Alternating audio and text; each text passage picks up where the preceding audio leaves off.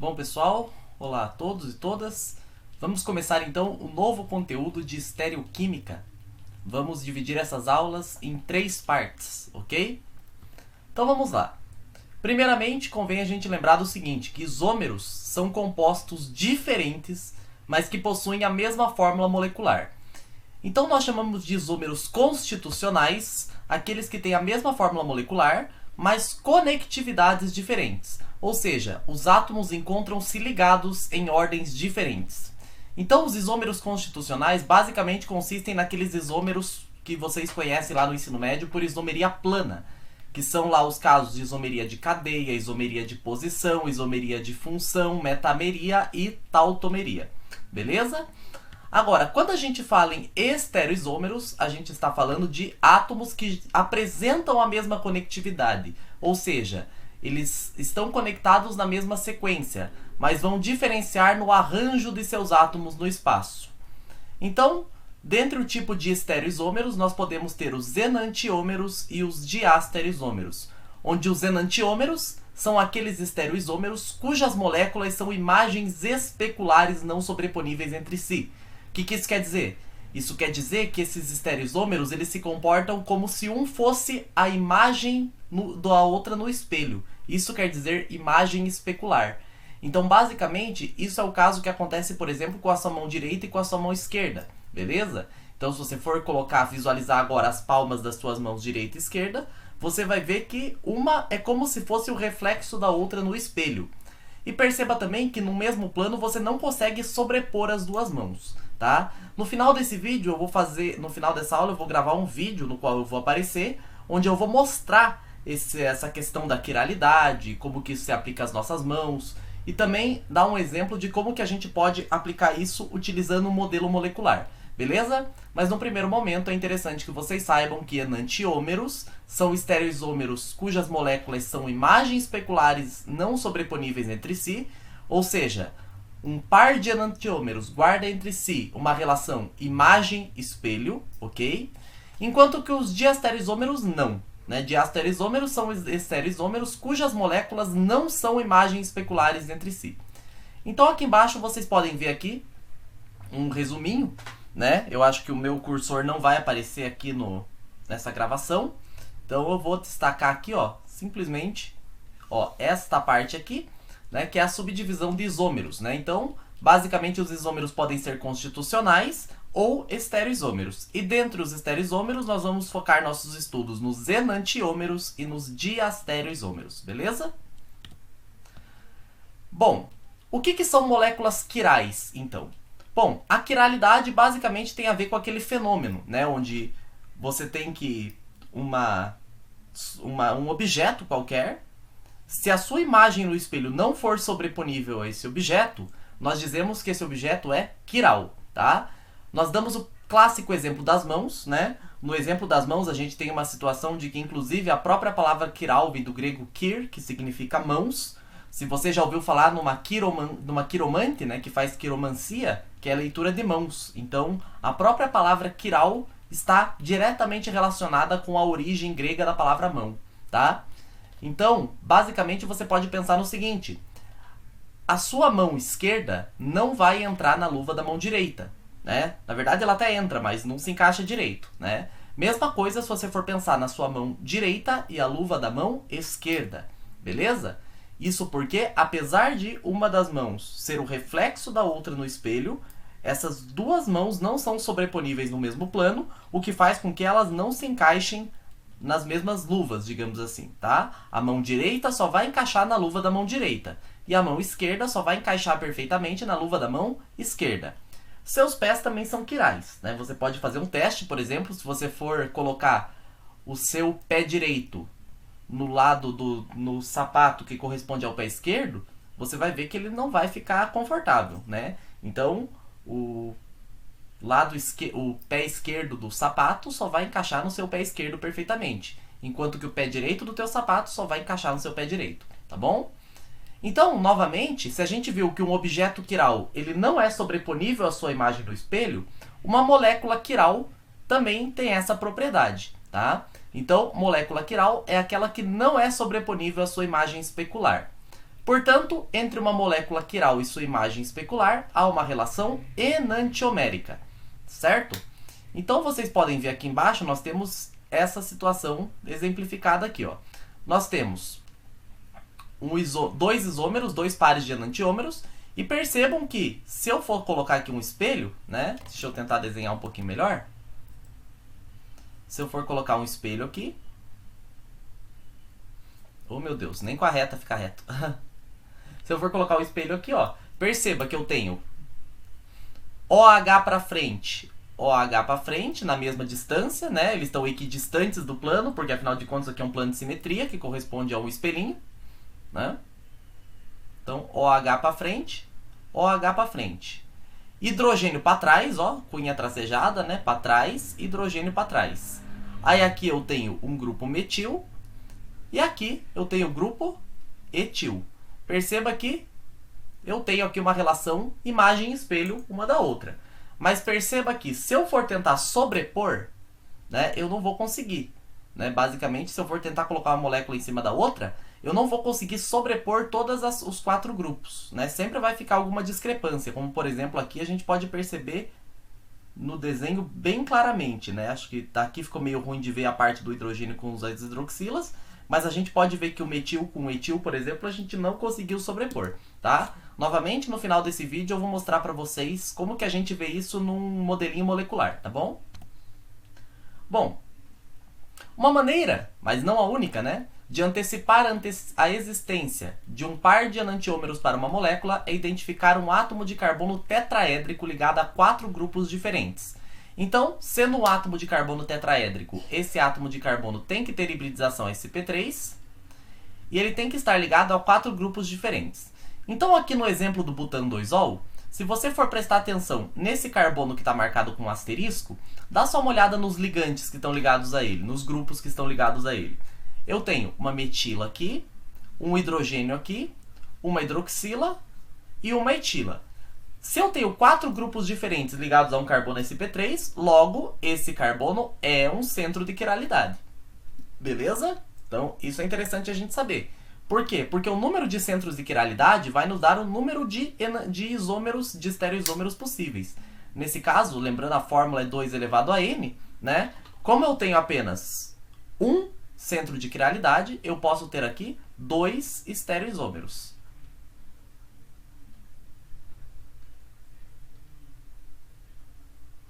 E como eu só tenho 2 estereoisômeros, necessariamente eles vão ser um par de enantiômeros. Tá? Então, lembrando, um enantiômero... Ficou meio feio aqui, né? Pera aí. Enantiômeros. Um par de enantiômeros, como a gente viu, vai guardar a relação imagem-espelho, que é o caso que a gente viu aqui, ó. De novo, nós temos o butano-2-ol, mas nós temos aqui o butano-2-ol nas suas 2 configurações possíveis, né? Então, a relação entre o estereoisômero 1 e o estereoisômero 2 é uma relação imagem-espelho. Portanto, eles são enantiômeros, tá? Convém saber que centro de quiralidade não é a mesma coisa que centro estereogênico, tá? Todo centro de quiralidade é um centro estereogênico, mas nem todo centro estereogênico é um centro de quiralidade. Entende-se por centro estereogênico qualquer átomo em que uma troca de grupos produz um estereoisômero. Então, um clássico exemplo disso é quando a gente tem um carbono sp2 de alcenos, que podem apresentar isomerismo EZ. Então, se eu for pegar, por exemplo, aqui, ó, essa substância como exemplo, C dupla C, aí aqui eu tenho HBr, HBr. Veja bem, se eu pegar, por exemplo, esse átomo de carbono aqui da direita e fizer uma troca dos grupos, né? Se eu fizer uma troca dos grupos, o que vai acontecer? Eu vou obter isso aqui, ó. Se eu trocar os grupos de... Aqui, ó, colocar o Br para cá e o hidrogênio para cá, perceba que o que antes era o isômero cis virou o isômero trans. Logo, esse carbono aqui e esse também são centros estereogênicos. mas não são centros de quiralidade, porque lembre-se, um centro de quiralidade é um átomo de carbono tetraédrico ligado a 4 grupos diferentes. Aqui eu tenho um centro estereogênico, tá? Então, fique atento com relação a essa nomenclatura. Centro de quiralidade necessariamente tem que ser um carbono sp3. Nesse caso, perceba que o que foi responsável pelo isomerismo foi uma troca no carbono sp2. Esse carbono, por ser sp2, não pode ser chamado de centro de quiralidade. Portanto, ele é um centro estereogênico, tá? É importante a gente saber também a importância biológica da quiralidade. Considerando, por exemplo, que nossas mãos são como se fossem substratos e as luvas são como se fossem receptores, a mão direita só vai interagir perfeitamente com a luva da mão direita e a mão esquerda só vai interagir perfeitamente com a luva da mão esquerda. Considerando que nossas enzimas, nossos receptores, têm natureza quiral e predominantemente você tem apenas uma das formas, né, você tem apenas uma das configurações, vamos considerar, por exemplo, que sua enzima tenha esse receptor aqui, tá? Então, espacialmente, perceba que apenas este enantiômero pode encaixar nessa enzima, enquanto que este enantiômero não, tá? Então, perceba que uma simples inversão de configuração, por exemplo, poderia, inclusive, levar-nos à inanição, né? Imagine que, de repente, por algum motivo, todos os aminoácidos e carboidratos presentes nos seus alimentos sofressem uma inversão de configuração do nada. Só imagine, né? E você vai comer esse alimento. Bom, certamente você não vai conseguir sentir os mesmos sabores e sim, certamente as suas enzimas não vão ser capazes de metabolizar esses alimentos. Então você morreria de fome, tá? Para que a gente consiga ter os nossos processos bioquímicos acontecendo perfeitamente, é necessário sim que haja uma perfeita interação entre o substrato e a enzima, e nesse caso existe uma estereoespecificidade, ou seja, as enzimas elas são específicas para determinada configuração estereoquímica, beleza?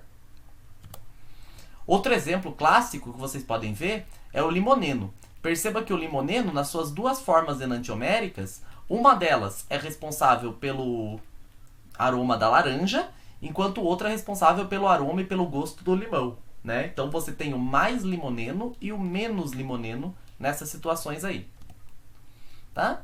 Então, para a gente treinar, vamos ver aqui, ó, quais átomos em cada uma das moléculas vistas a seguir são centros de quiralidade. Lembrando, tem que ser um átomo de carbono sp3 que contenha 4 grupos diferentes ligados entre si. Então, aqui na letra A, por exemplo, este átomo de carbono aqui não pode ser um centro de quiralidade, porque apesar de ele ser um carbono sp3, ele tem 3 hidrogênios ligados a ele, né? Então, eu tenho ligantes iguais, não pode ser centro de quiralidade. Vamos ver o que mais que a gente tem. A gente tem este átomo de carbono aqui, mas esse átomo de carbono ele é sp2 porque faz uma ligação dupla, então não pode ser centro de quiralidade também.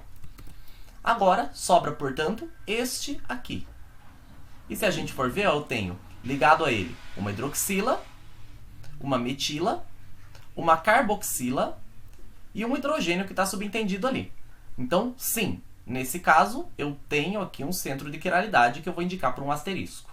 Certo? Mesma coisa se eu for ver aqui, aqui eu posso ir um pouco mais rápido. Ó. Carbonos sp2 não podem ser centros de quiralidade. Vamos ver este aqui, ó, esse carbono aqui tem 2 hidrogênios, então não pode ser centro de quiralidade. Vamos ver esse aqui, ó.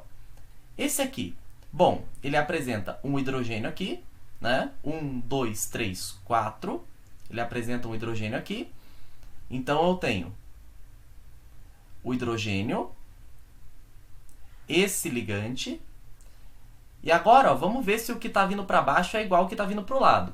Vindo aqui para baixo, eu vou encontrar um carbono e um OH. Né? Se eu for vir nesse sentido para baixo, eu vou encontrar um carbono e um OH.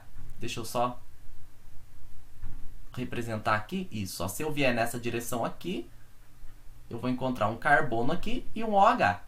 Né? Então, beleza. E se eu vier para esse lado, eu vou encontrar um oxigênio. Então, esses dois lados são diferentes. Logo, eu posso dizer que sim, aqui existe um centro de quiralidade. Esse átomo aqui. Esse átomo aqui também, ó, porque veja bem, eu tenho aqui um OH, um hidrogênio, um CH2OH e todo esse anel aqui. Então, aqui eu tenho 2 centros de quiralidade. Beleza?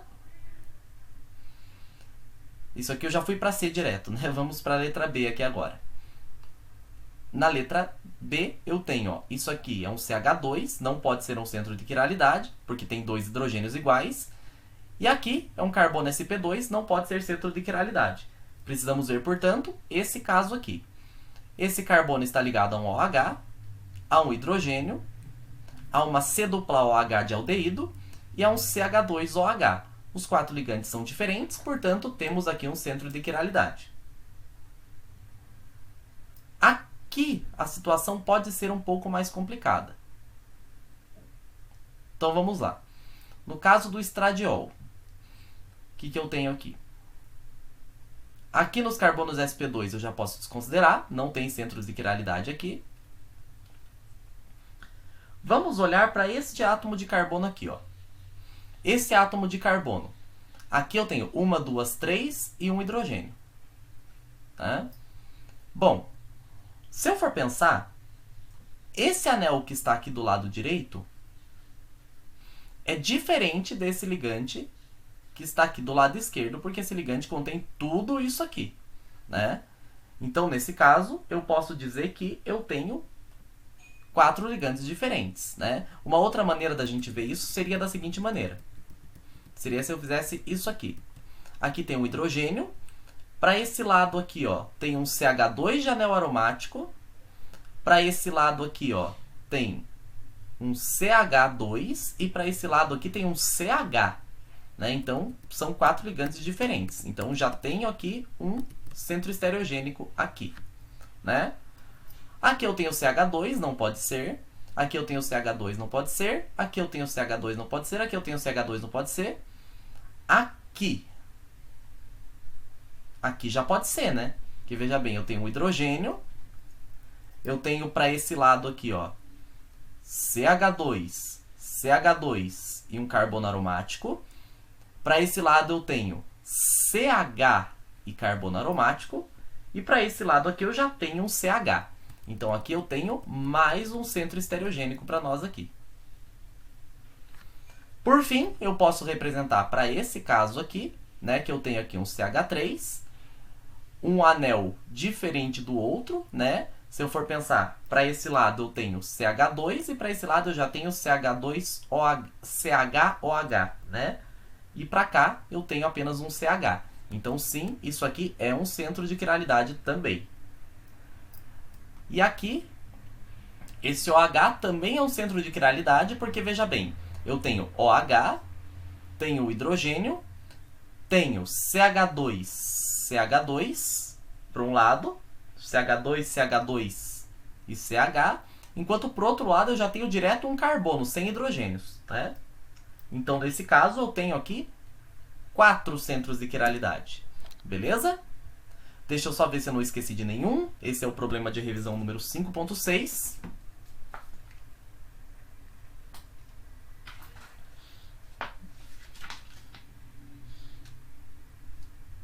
Eu esqueci de um aqui, né? Que é esse aqui, ó. Esse centro de quiralidade aqui. Que bom que eu conferi. Aqui eu também tenho centro de quiralidade, tá, gente? Porque aqui eu tenho um hidrogênio. E, de novo, ó, eu tenho aqui, para esse lado aqui, deixa eu fazer de outra cor. Para esse lado aqui, eu tenho um carbono apenas, dentro de um anel. Aqui eu tenho um outro carbono, mas esse carbono está ligado a uma metila. Para esse lado eu tenho CH2, CH2, CHOH, né? Se eu fosse por aqui. Então, os ligantes são diferentes. De fato, ver em ciclos é um pouco mais complicado. Mas a dica que eu dou é sempre veja se os ligantes são iguais, né? Então, no sentido assim, ó. Se eu tiver isso aqui. Perceba. Eu tenho aqui, ó, um hidrogênio. Então, hidrogênio, bromo. De um lado, eu tenho aqui, ó, CH2, CH2, Br. E do outro lado, eu também tenho CH2, CH2, Br. Então, aqui eu não tenho centros de quiralidade, tá? Diferentemente, se eu tivesse isso aqui, ó.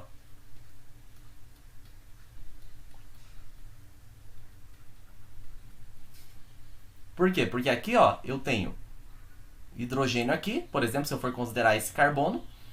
De um lado, ó, vindo para cá, eu já tenho CHBr, enquanto do outro lado eu tenho CH2, CH2, CH2, CH2, aí sim o CHBr. Então os dois lados não são iguais, os 4 ligantes são diferentes, tá? Então eu digo aqui que eu tenho um centro de quiralidade aqui, e pelo mesmo motivo eu tenho um centro de quiralidade aqui, tá? Então essa é a situação mais chatinha da gente ver quando a gente tem centros de quiralidade em ciclos, beleza? Outra situação que a gente vai utilizar é a nomenclatura de enantiômeros pelo sistema RS. Então o primeiro passo é atribuir uma prioridade ou preferência, A, B, C ou D, ou 1, 2, 3, 4, tanto faz, para cada um dos 4 grupos ligados ao centro de quiralidade. A prioridade é primeiro atribuída com base no número atômico do átomo que está diretamente ligado ao centro de quiralidade. O átomo com menor número atômico tem menor prioridade, D. O átomo com maior número atômico a seguir tem a maior propriedade, C. E assim por diante até chegar no A, que é o que tem maior número atômico de todos. Beleza? Então perceba que no caso aqui de novo do butan 2-ol, nesse carbono aqui que é o nosso centro de quiralidade, estão ligados a ele um carbono, um hidrogênio e o oxigênio. Quem vai ter prioridade maior? Quem vai ter prioridade maior é o oxigênio, porque ele tem o maior número atômico, certo? E quem vai ter prioridade menor vai ser o hidrogênio, porque ele tem o menor número atômico, beleza? Então o que vai acontecer? Agora eu preciso desempatar, né? Tanto aqui, veja bem que aqui eu tenho carbono e aqui eu tenho carbono. Como que eu faço o desempate então? Bom, o desempate se dá pelo elemento subsequente, né? Então, quando a prioridade não pode ser atribuída com base no número atômico dos átomos que estão diretamente ligados ao centro de quiralidade, então o próximo conjunto de átomos dos grupos não assinalados é examinado. Esse processo continua até que uma decisão possa ser feita. E atribuímos uma prioridade no primeiro ponto de diferença. Então dizemos o seguinte, ó. Perceba que o elemento subsequente aqui é hidrogênio, enquanto que o elemento subsequente aqui é o carbono. Carbono tem maior prioridade que o hidrogênio, porque o carbono tem um número atômico maior. Então eu esperaria que esse aqui fosse o B e esse aqui fosse o C. Vamos ver? Ó, de fato, esse carbono aqui, ó, recebe prioridade B porque seu elemento subsequente é um carbono. Esse aqui fica com a prioridade C porque seu elemento subsequente é um hidrogênio. Aqui, né? O elemento subsequente são hidrogênios. Então, por isso, ele fica com menor prioridade do que esse aqui. Então, desempata-se pelo elemento subsequente, beleza? Em seguida, giramos a fórmula, de modo que o grupo com menor prioridade fique direcionado para longe do observador. Eu já vou mostrar para vocês como que a gente vai fazer isso. Então, traçamos um caminho de A a C, passando por B. Se, quando fizermos isso, o sentido do nosso dedo ou do nosso lápis for horário, o enantiômero R é designado, né? Então, nesse caso aqui, esse R vem de rectus, né? Para sentido anti-horário, para sentido horário, perdão. Agora, se o sentido ABC for anti-horário, o enantiômero é designado S, nesse caso aqui de sinister, né? Na verdade, rectus e sinister tem a ver com esquerda e direita, mas aqui, claro, que faz muito mais sentido a gente falar em horário e anti-horário, tá? Vamos lá, vamos para alguns exemplos, mas antes deixa eu só fazer aqui uma ressalva. No caso de grupos que contêm ligações duplas ou triplas, a prioridade é atribuída como se os átomos fossem duplicados ou triplicados. Isso é, então perceba que uma ligação C dupla Y, por exemplo, faz com que a gente possa representar dessa forma aqui, simplesmente para escolher prioridade, tá, gente? Não quer dizer que uma molécula seja igual a outra nesse caso, não. É só para a gente poder escolher prioridade, tá bom? E se eu tiver tripla, eu vou fazer desse jeito aqui, beleza? Então vamos lá. Primeira coisa que a gente vai fazer.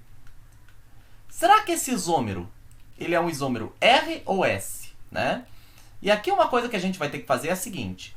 Bom, como eu disse para vocês, atribuindo as prioridades, né, a gente sabe que o bromo tem maior número atômico, depois vem o cloro, depois vem o iodo e depois vem o flúor. O que a gente precisa fazer aqui é colocar o flúor para trás, né? Então como que a gente vai fazer isso? Bom, a gente pode fazer da seguinte maneira. Eu posso pegar aqui, desenhar um plano de simetria. Aqui, basicamente, a gente vai ter que dar um tombo na molécula, né? E o que é dar um tombo na molécula, né? Isso aí pode parecer um pouco infernal de ouvir para quem não tem uma boa visão espacial. Mas dar o tombo na molécula, eu digo o seguinte, ó. Faz assim. Imagine que você está dando um tombo na tua mão. Coloque a palma da sua mão virada para cima sobre a mesa. Ou seja, coloque o dorso da sua mão apoiado na mesa, de modo que a palma da sua mão fique virada para cima. Tá? Novamente, eu vou mostrar isso no vídeo no final. Quando você dá o tombo na sua mão, ou seja, você gira ela de modo que a palma bata na mesa, o que vai acontecer? Perceba que os seus dedos vão ficar exatamente na configuração da outra mão. Quando eu digo na configuração é o seguinte, ó. Coloque sua mão direita sobre a mesa, de modo que a palma aponte para o teto. Se você fizer isso que eu falei, você vai ver o seguinte. Da esquerda para a direita, a ordem dos seus dedos vão ser mindinho, anelar, dedo médio, indicador, polegar. Né? Agora, olhe para a sua mão esquerda, também com a palma virada para cima. Perceba que a ordem dos dedos altera. Da esquerda para a direita, você vai ter polegar, indicador, dedo médio, anelar e mindinho. Agora, se você der o tombo na sua mão direita, você vai perceber que os dois polegares, tanto da mão direita colocada com a palma para baixo, quanto da mão esquerda colocada com a palma para cima, vão estar apontando para o mesmo lado, para o lado esquerdo, enquanto que os dois dedos mindinhos vão estar apontando para o lado direito. Claro, isso desde que sua mão esquerda, repetindo, esteja com a palma virada para cima e sua mão direita esteja com a palma virada para baixo, tá? Então, quando eu vou dar o tombo na molécula, na verdade eu não vou desenhar um isômero dela, eu vou desenhar ela própria, tá? Então olha como que eu vou fazer isso, ó. Eu vou colocar aqui então o bromo, aqui está o carbono. Vou colocar aqui, ó, carbono. Vou colocar o bromo. E vou colocar o iodo aqui, ó. Veja bem, eu dei o tombo. E veja bem, aqui também, eu estou fazendo como se fosse um plano de simetria, ó. Então tem que estar exatamente na mesma distância do plano, tá? Certo. Agora, o que eu vou fazer? Se eu dei o tombo, ó, o cloro que estava para trás vai ficar para frente. Eu vou colocar o cloro para cá, só que para frente. E o flúor que estava para frente vai ficar para trás. Só para ficar mais bonitinho, eu vou colocar o cloro mais para cá,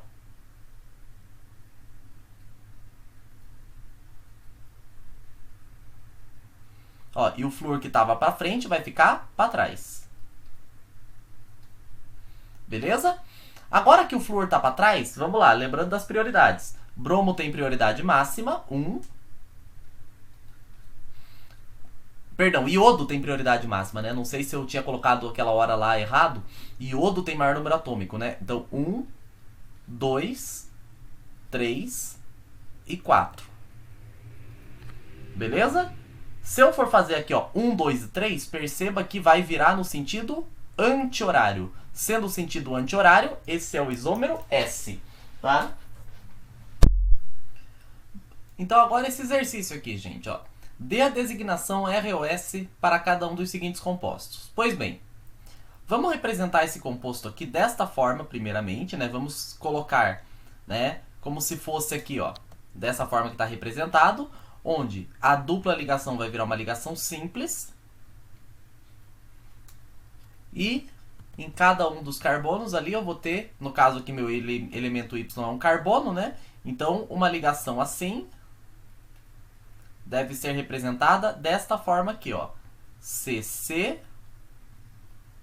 carbono, carbono. Né? Vamos representar assim. Então aqui eu vou ter um carbono aqui e outro carbono aqui, tá? Ficou meio feio, né?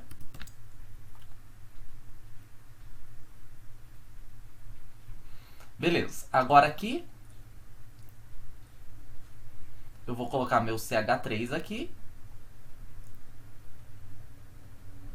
e o meu cloro para frente.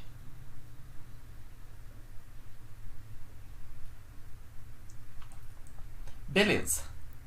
Então, como a gente pode ver, o cloro vai ter prioridade 1, né? Isso aí é indiscutível. A prioridade 2 vai ficar entre esses dois grupos aqui. Então, vamos analisar.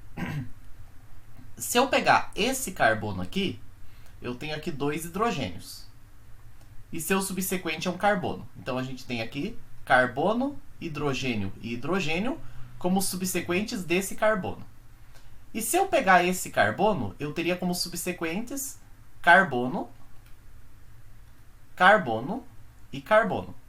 Ora, aqui ó, eu tenho 3 vezes o número atômico 6, enquanto aqui eu tenho 6, 1 e 1.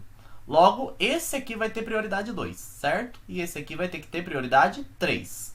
E a metila vai ficar com prioridade 4, porque o seu subsequente já é 3 hidrogênios, né? Aqui no caso, o subsequente para esse carbono aqui seria H, H e H. Aqui todos os números atômicos são 1, então menor prioridade para esse caso aqui. Beleza? Então, o que a gente faz? Vamos atribuir as prioridades aqui, ó. Prioridade 1, deixa eu colocar até de outra forma aqui. Prioridade 1. Prioridade 2, como a gente viu. Prioridade 3 e prioridade 4. Agora, façamos aqui uma reta que passe por 1, 2 e 3, um semicírculo aqui que passe por 1, 2 e 3, e vemos que, nesse caso, ele está indo para o sentido anti-horário. Anti-horário é S. Beleza? Na letra B, vamos lá, eu tenho um terc-butil e um vinil ali. Quem que tem mais prioridade? Vamos lá, se eu for representar essa molécula desse jeito aqui, ó,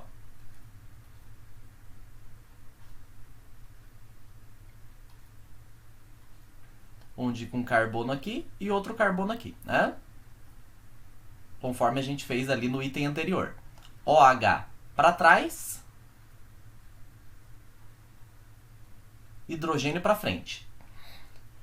Então vamos lá. Analisando os subsequentes. Eu tenho esse carbono aqui e esse carbono aqui. Quem são os subsequentes para esse carbono? Ora, tem esse carbono aqui, esse carbono aqui e um hidrogeninho aqui, escondido. Enquanto que os subsequentes para esse carbono são todos átomos de carbono. Então eu vou ter prioridade maior para o terc-butil. Beleza?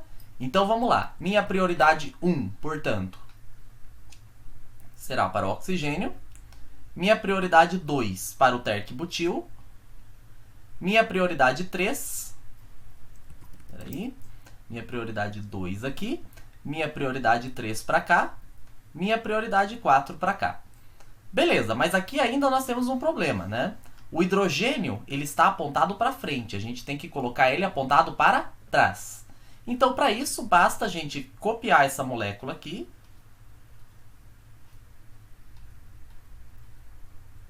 OH para trás.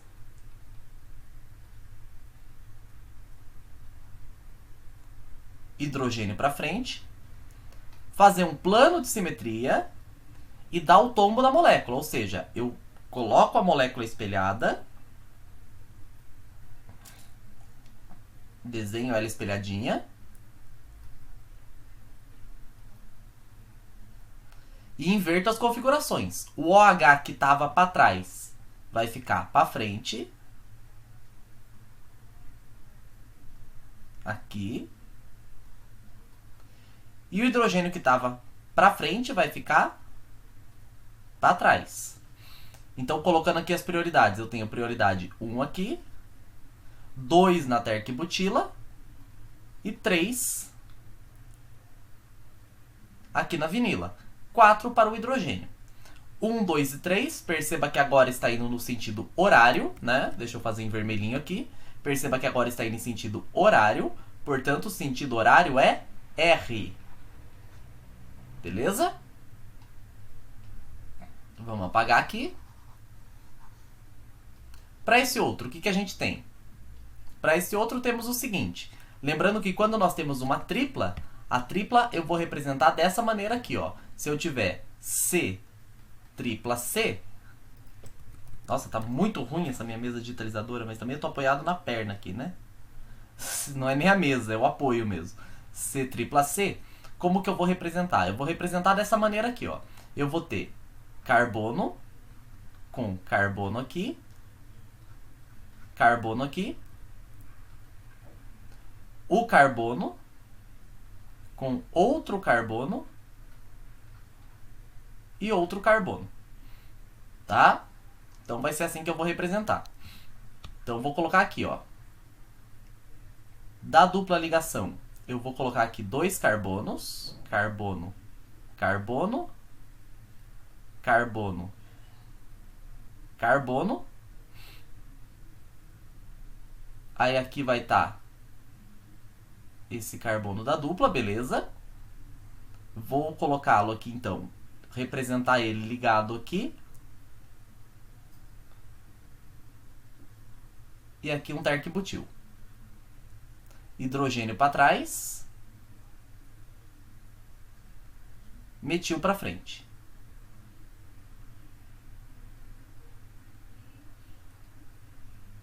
Beleza. Vamos ver quem que tem maior prioridade. Bom, a minha prioridade máxima, CH3. Minha prioridade máxima, vamos lá, eu estou entre 3 grupos carbônicos, né, já que aqui eu tenho carbono, carbono aqui e carbono aqui. Beleza. Quem que são os subsequentes, né, se eu for pensar? Aqui eu tenho como subsequentes esse carbono e esse carbono. E aqui eu tenho como subsequentes esse carbono e esse carbono. Nada posso afirmar. Então vamos para o próximo. O próximo, portanto, vai ser esse aqui. Esse carbono aqui, ó, já contei aqui 1, 2, o segundo, 1. E esse segundo aqui pode ser qualquer um dos 3, já que todos eles são CH3, né? E aqui eu vou ter H, H, H. Aqui eu vou ter C, C e C. Logo, prioridade 1 para esse grupo, 2 para a terc-butila, 3 para a metila e 4 para o hidrogênio. Colocando aqui, então, eu vou ter 1 aqui, 2 aqui, 3 aqui, 4 aqui. E fazendo a rotação, 1, 2 e 3, esse é o sentido anti-horário, portanto, S. Tá? E o último ali, ó, gliceraldeído 3-fosfato. Eu posso colocar aqui, então, exatamente como está ali. H2O3BO. Aqui, aqui. Aqui C dupla O, H. Aqui para trás vai ter um OH, um hidrogênio, perdão. E aqui para frente vai ter um OH. Tá. Essa C dupla O, como que eu posso representar ela? Em vez de colocar dessa maneira, eu tenho aqui C dupla O, né? Então eu posso colocar uma C dupla O. Se a gente for ver aqui, ó, a gente pode representar como sendo aqui C O O C, né? Então vai ficar o carbono ligado a 2 oxigênios. Vamos ver como é que isso fica. Então seria mais ou menos isso aqui, ó. CO, O e aqui C, né? Vamos determinar agora as prioridades. Vamos ver. Prioridade 1 para o grupo OH, né? Conforme a gente já viu. A prioridade 2, vamos lá, eu estou aqui entre carbono e carbono. Esse carbono está ligado a 2 hidrogênios e mais um oxigênio. Então é HHO. E esse carbono aqui está ligado a 1 hidrogênio e 2 oxigênios. Logo, aqui eu tenho 1, 1 e 6. Aqui eu tenho 1, 6 e 6. Ora, isso aqui vai ser maior, portanto, prioridade 2, né? Já que aqui eu tenho 2 vezes o número 6. E esse aqui vai ter que ser obrigatoriamente o 3 e o hidrogênio o 4. Então, se a gente for fazer aqui as prioridades, vai ficar 1, 2, 3 e 4. E se a gente for fazer aqui, ó, 1, 2, 3, 1, 2, 3, vai dar sentido horário que é R. Beleza?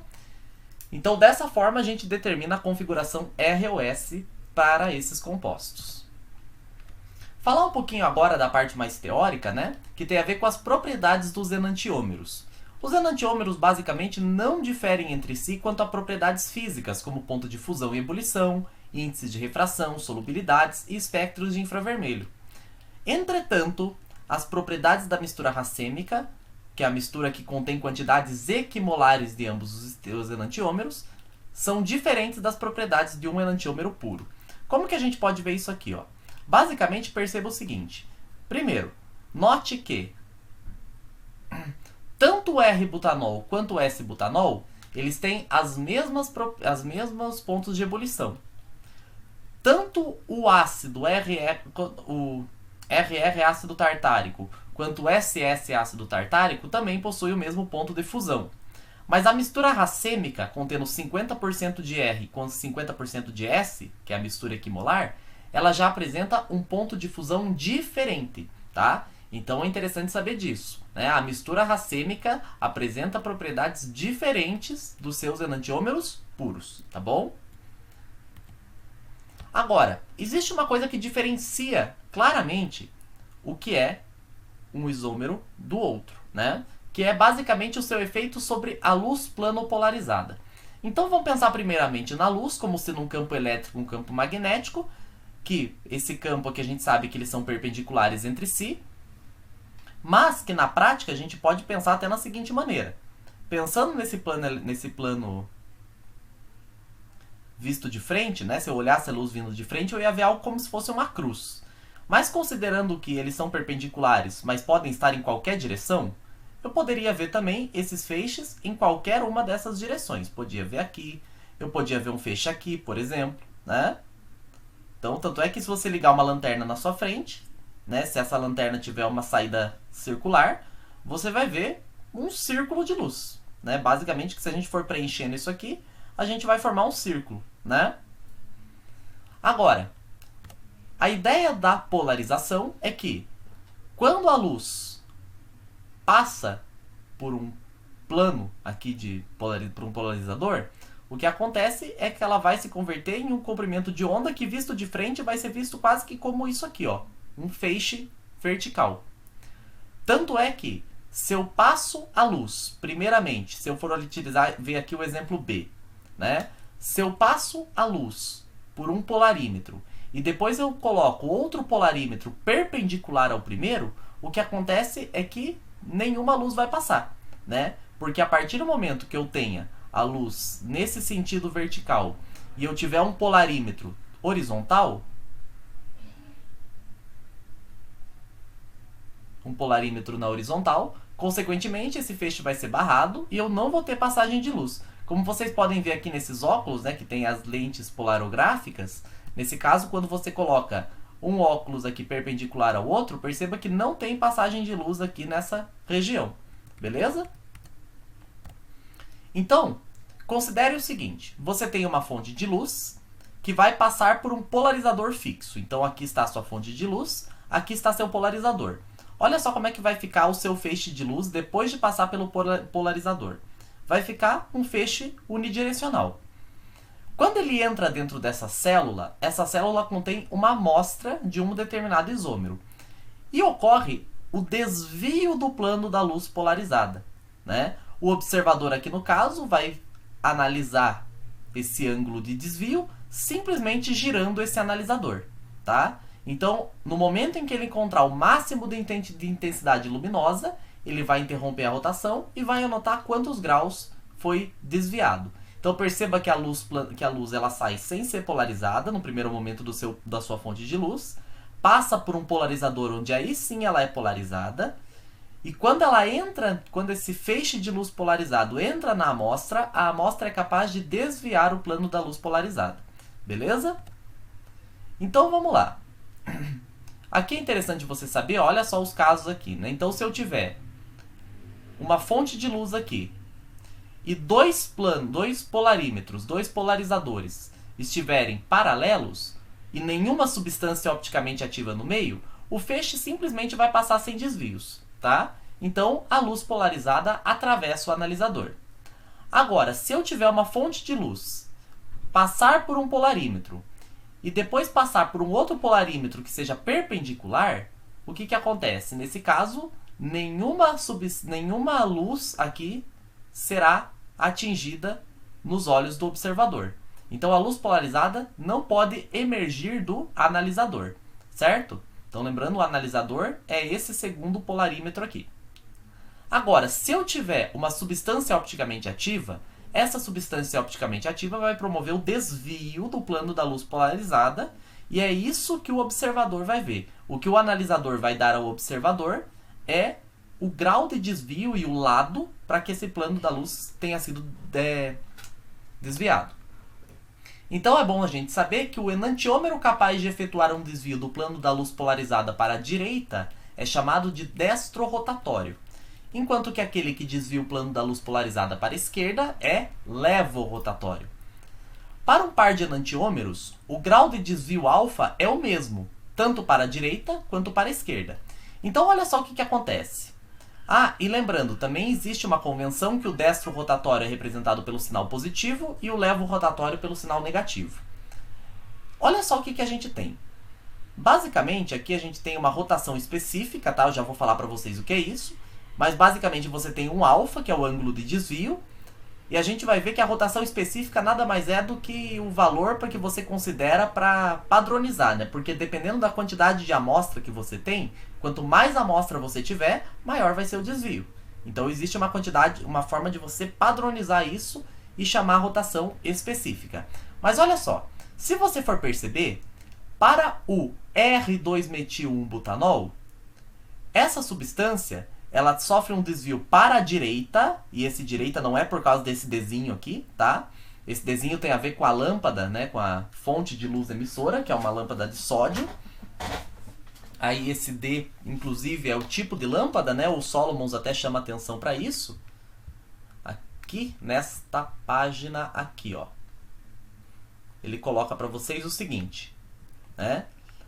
Basicamente, ó, utiliza-se uma linha D de uma lâmpada de sódio. Então, esse D não tem a ver com destro rotatório, não tem a ver com direita, tá? Onde que você vai ver se é direita ou esquerda? Na verdade, eu acho que nem apareceu o meu Solomons aqui, gente. Que eu tô gravando aqui não pelo OpenBoard. Eu não tô gravando pelo OBS, eu tô gravando pelo OpenBoard. Então, aqui, ó, o que vai acontecer? Na verdade, vocês vão encontrar ó, esse alfa D aqui. Esse D aqui tem a ver, portanto, com a linha D de uma lâmpada de sódio e não com o fato de ser direita ou esquerda, tá? Então, vou só escrever aqui, linha D, lâmpada de sódio.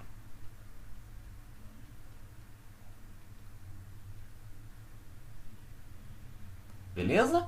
E aqui vai estar a temperatura de referência, nesse caso 25 graus Celsius. Como que eu sei que essa rotação aqui foi para a direita, portanto? Pelo sinal de mais. Aqui eu sei que a rotação foi para a esquerda por causa do sinal de menos.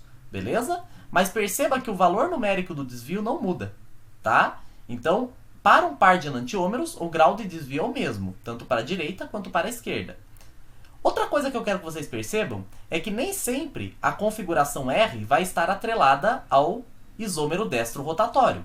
Por exemplo, nesse outro caso, o isômero R é levo-rotatório, tá? Enquanto que o isômero S é destro rotatório.